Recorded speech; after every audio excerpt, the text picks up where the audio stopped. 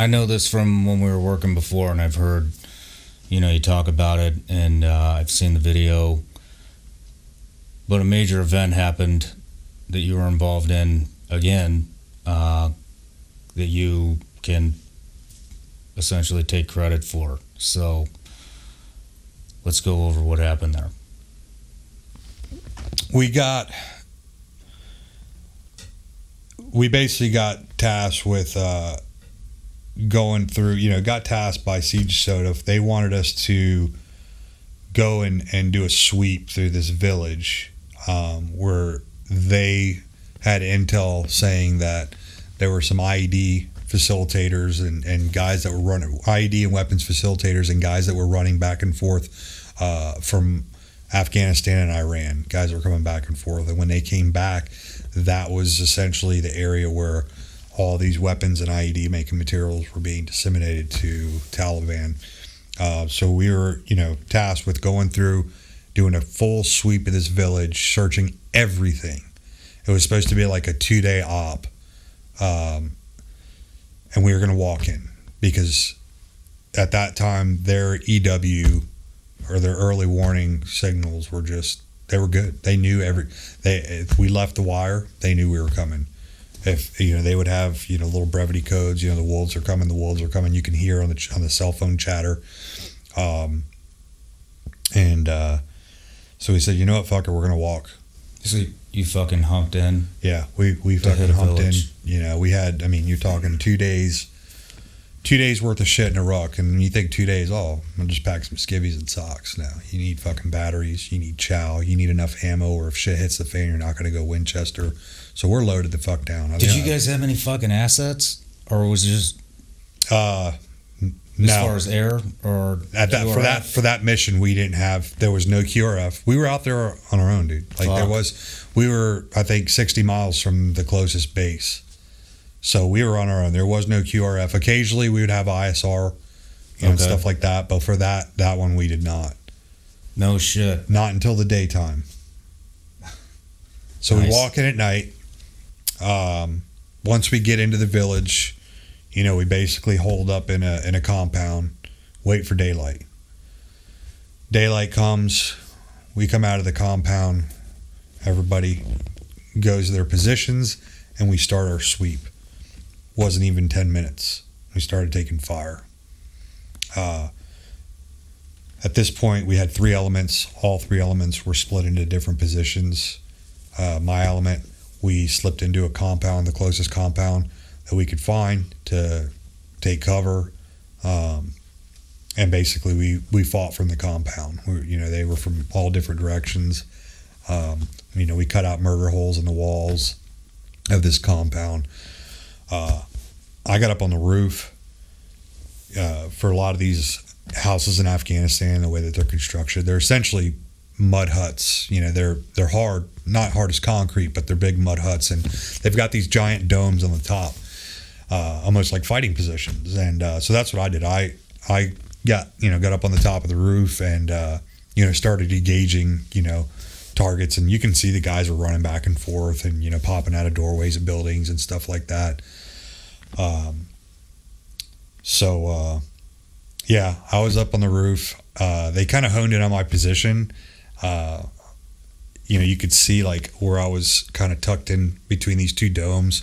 I would put my head down, and you could see like rounds would be like ricocheting off the top of the dome. And at this time, I had a helmet camera on, and I'm just I went back and looked at the footage afterwards, and it's like I'm just sitting there laughing. But it is weird. Sometimes it's a good feeling when you're getting shot at because, dude, it's like you know what's about to happen. Yeah. So it just so happened that my team leader happened to be with my element when that went down. He just happened to be with us as we were doing the sweep, and he's down inside the compound, and he's on the fucking hook with our JTAC trying to get air assets on the line to get him to come in. And he's like, dude, you need to come down. You need to come down. So I come down off the roof, and we had 3 murder holes, dug out of different sides of this compound, one on each side.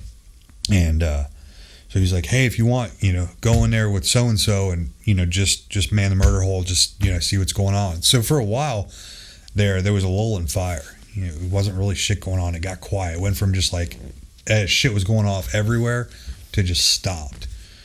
So my buddy's like, hey, man, I need to piss. You mind just, keep an eye on me? Yeah, dude, go ahead. So, I'm in this murder hole. I'm just sitting here and I'm watching.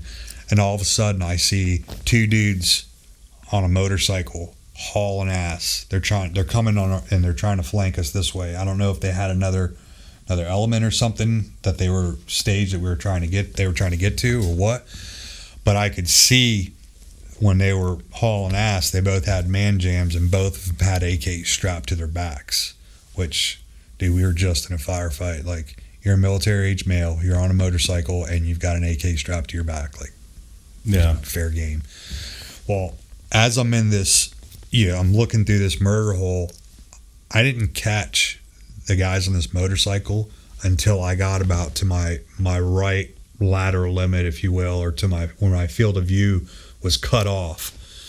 So immediately the instinct kicks in again. I haul ass. My buddy's he's coming from using the bathroom back into the room where we were at, and I'm like, push him out of the way. I'm like, move, and I'm hauling ass. And I was trying to make it to the other side of the compound so I could get into the other murder hole to see where they were going. So at the time we had one of our commandos he was in that room, and I go in there. I'm like, hey, let me get in here. So I get in, and sure enough, they're still coming. And, I just engaged a single round to each guy. First one launched the driver of the motorcycle off the motorcycle. We were at really close range. I don't think they realized that we had murder holes dug out, and they didn't see anybody on the roof anymore. So I think they took that as their window of opportunity to make a run for it. You think they thought you were dead? I don't think they thought I was dead. They could have thought that. They may have thought that, but all they know is that there was nobody else on the roof returning fire. Because when I was up there, I'd pop up over the dome, return some shots, get back down. Well, a good 20 minutes went by where I wasn't up on the roof. So I think they saw that as their window of opportunity to either try to get away or try to get to another position or whatever they were trying to do. And essentially, they got cut off. Yeah. So I engaged both targets, and then the fire starts again. Like, well, let me back up. Engage both targets. I let our team leader know, let our JTAC know, hey, we've got two guys down over here on a motorcycle. All right, we'll check it out. What range was it? Like, how close do you think? We were probably like 50 yards. 50 yards? Not even. Okay. Not even. Now that I'm thinking of it, it's probably closer, like 35 yards. Oh, fuck. It was close. Okay. Yeah, they were real close to the building and where the road was. They were trying to go by.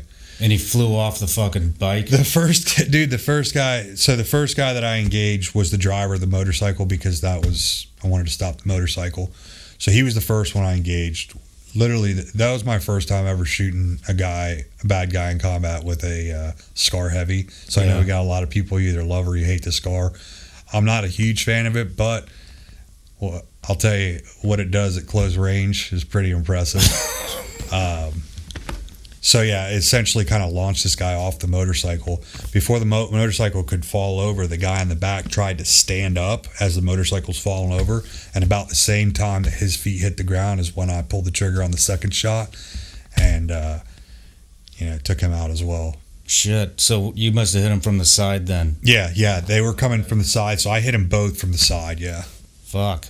Hey everybody, I'm Shawn Ryan. Click here to subscribe to the Shawn Ryan Show YouTube channel for the hottest and most compelling interviews that you will not see anywhere else. I've also made a playlist of all the previous SRS episodes so they're easy to find. You can find that right here.